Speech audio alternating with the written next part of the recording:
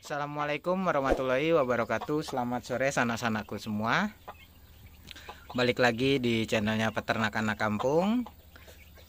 Oke, sore hari ini seperti biasa kita sudah melakukan aktivitas memberikan ayam-ayam kita makan sore hari ini. Setelah kita memberikan makan untuk ayam-ayam ini, setelah kita berikan minum, nah, kita mau berbagi lagi untuk sanak-sanak semua, berbagi informasi, bertukar pikiran. Ya, mudah-mudahan setiap apa yang kita bagikan ini berguna untuk sanak-sanak semua. Karena gini, masih banyak juga peternak-peternak yang baru memulai usahanya, masih banyak yang bingung. Terkadang mereka melihat dari sisi media sosial banyak sekali breeder-breeder yang menawarkan untuk ayam-ayamnya. Jadi ini yang membuat salah satu kadang membuat keraguan buat para pemula.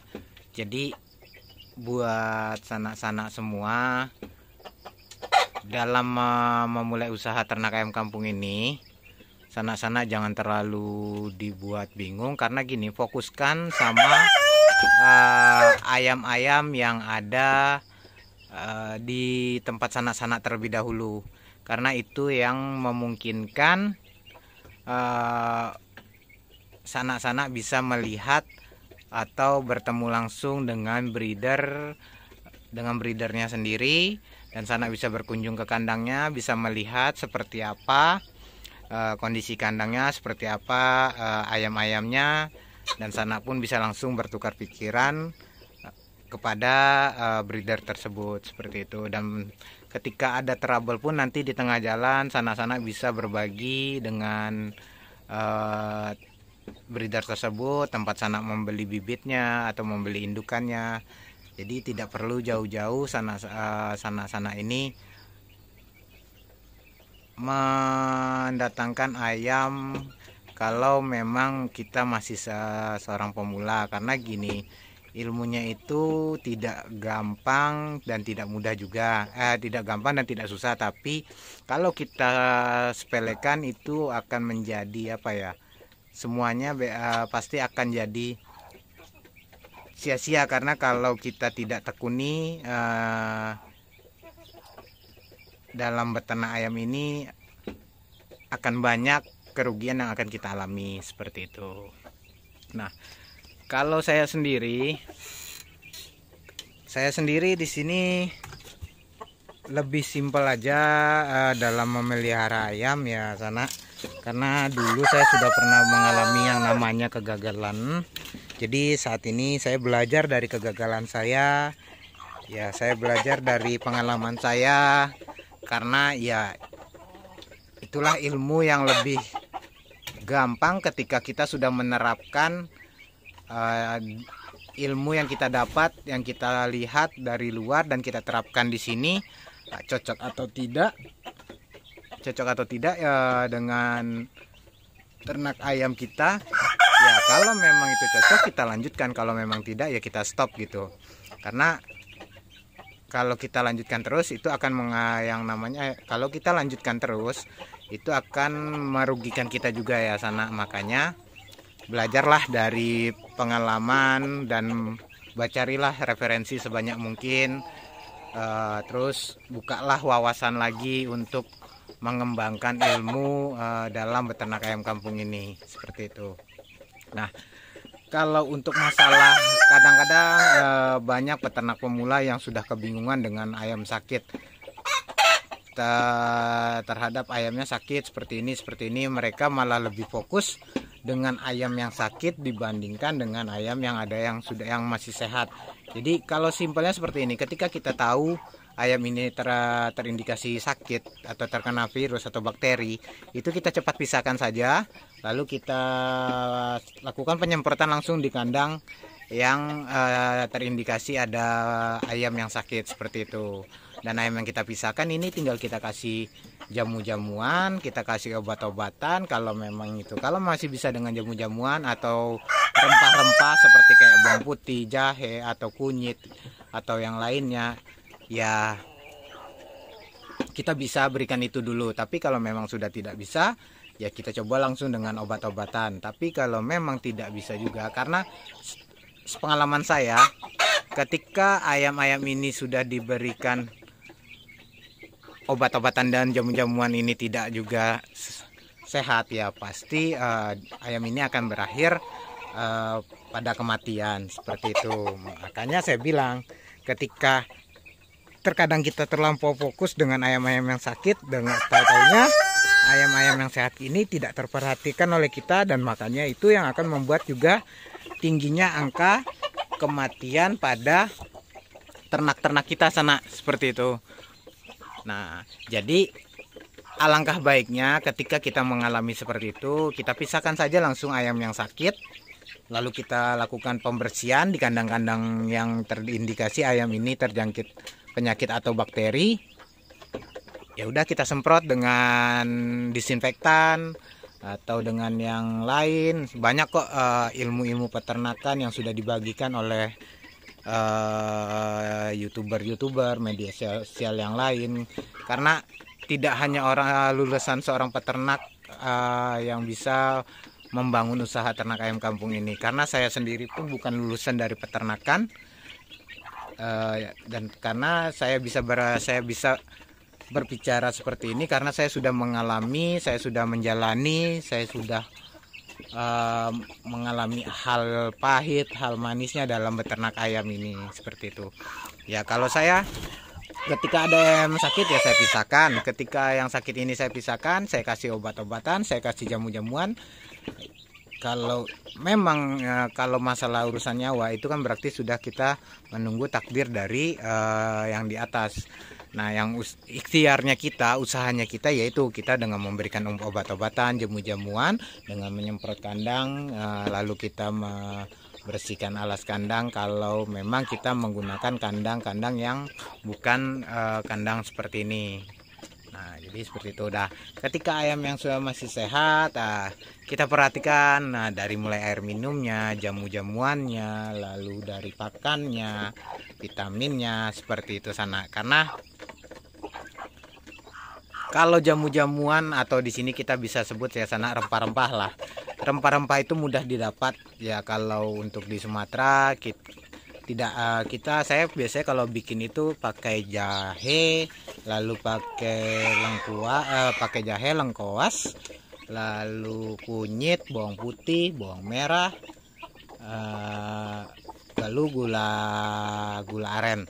Itu saya blender, saya campur dengan air, lalu saya campur lagi dengan yang namanya M4 peternakan. Lalu kita endapkan, kita biarkan dulu. Nanti setelah 1 minggu biasanya saya baru saya berikan ke ayam-ayam yang ada di sini.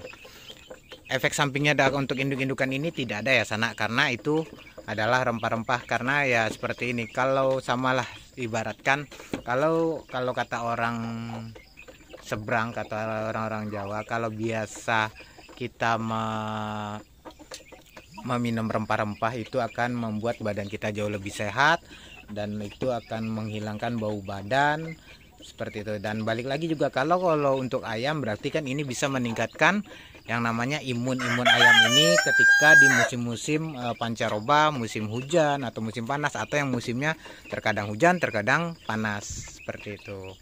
Makanya fungsinya jamu-jamuan ya seperti itu sana. Nah, kalau sudah diberikan jamu-jamuan ya sekali-sekali kita berikan yang namanya vitamin yang biasa kita berikan ya. Kalau saya di sini saya sudah cocok dengan memakai yang namanya Neobro. Kalau untuk anak-anak ayam ini atau untuk DOC yang masih kecil itu biasanya saya kasih jamu, atau nantinya saya kasih Neobro itu sedikit, tidak terlalu oren. Yang penting mereka bisa meminum, tidak merusak atau tidak mencret saat mereka membuang kotoran. Karena kalau memang sudah kotorannya ini sudah tidak bagus ya berarti mereka ini tidak dosisnya terlalu tinggi seperti itu. Makanya saya hanya memberikan sedikit kalau untuk DOC ya seperti itulah. Kalau untuk pakannya ya saya kan sudah pernah saya bagikan. Pakannya saya pakai dedak, saya pakai jagung, saya pakai konsentrat. Nah, minumnya ya saya kasih stimulan kalau untuk induk-indukan ini, untuk membantu melancarkan atau merangsang indukan-indukan ini supaya rajin bertelur ya sana. Seperti itu. Kalau untuk Neobro ini adalah untuk penyerapan agar pakan yang dimakan ini oleh ayam-ayam tersebut bisa lebih bagus diserap oleh ayam-ayam kita. Seperti itu. Jadi jangan terlalu, ya kalau memang tidak ada yang namanya jahe atau kunyit atau apa yang susah dicari di tempat sana-sana, ya sana-sana bikin saja yang seadanya, karena gitu. Karena gula merah itu gunanya yaitu untuk menambah tenaga untuk ayam-ayam ini. Lalu bawang putih, bawang merah ini biasanya untuk memberikan mengobati luka-luka yang pada ayam-ayam, dan bawang putih itu untuk menambah antibiotik pada tubuh-tubuh ayam ini. Nah, lalu jahe yaitu untuk menghangatkan, seperti itu. Kunyit pun untuk pengobatan juga. Ya kalau adanya cuman itu ya tinggal sana blender saja jadi satu, tinggal bersihkan, blender jadi satu, langsung kasih air, kasih M4 peternakan. Kalau tidak ada itu ya bisa diberikan Yakult. Kalau tidak ada ya kita pakai saja itu langsung, seperti itu. Jadi nggak usah sana-sana sampai bingung harus mencarinya kemana. Tapi kalau memang gampang dicari di tempat sana-sana untuk rempah-rempah itu ya nggak masalah dibikin jadi satu, seperti itu. Dan kalau untuk masalah ayam-ayam ini harus dijualnya kemana ya, karena saya bermacam-macam sih sana. Kalau kita jual kepada pengepul, ada yang harganya cocok, ada yang harganya yang benar-benar menjatuhkan. Kalau kita jual ke rumah makan, ya harganya cukup lumayan tinggi. Kita jual ke konsumsi yang per hari, ya itu lumayan tinggi juga. Jadi ya tergantung sana-sana bisa menemukan pasar di tempat sana masing-masing. Karena ketika kita bertemu dengan pengepul yang ibaratnya benar-benar menjatuhkan harga kita, alangkah baiknya itu yang kita hindarkan, itu yang kita hindari, supaya kedepannya ayam-ayam kita ini memiliki harga jual yang lumayan, seperti itu. Dan ya sebenarnya membangun salah satu mitra peternakan untuk di daerah sana itu sangat bagus, karena itu yang akan menjalin silaturahmi kita, dan itu yang akan membangun harga di tempat sana-sana. Karena di tempat saya kalau kita jual ke pengepul itu ada yang 1 kilonya 40.000, ada yang 35.000, ada yang 38. Jadi tergantung dari pengepulnya masing-masing. Tapi kalau kita jual ke rumah makan itu masih di angka harga 42 sampai 45. Nah, kalau kita jual ke orang yang konsumsinya tiap hari itu bisa di angka 50.000 sampai 45. Ya, tergantung dari berat bobot ayam kita masing-masing yang akan kita jual, seperti itu. Ya, jadi ya, itulah gambaran kalau ketika sana-sana ingin membuat usaha ternak ayam kampung dan cara merawatnya supaya sana-sana tidak terlalu bingung. Mungkin hanya itu yang dapat saya bagikan. Saya pun juga mau membalikan telur yang ada di mesin tetas karena sudah ada beberapa yang menetas.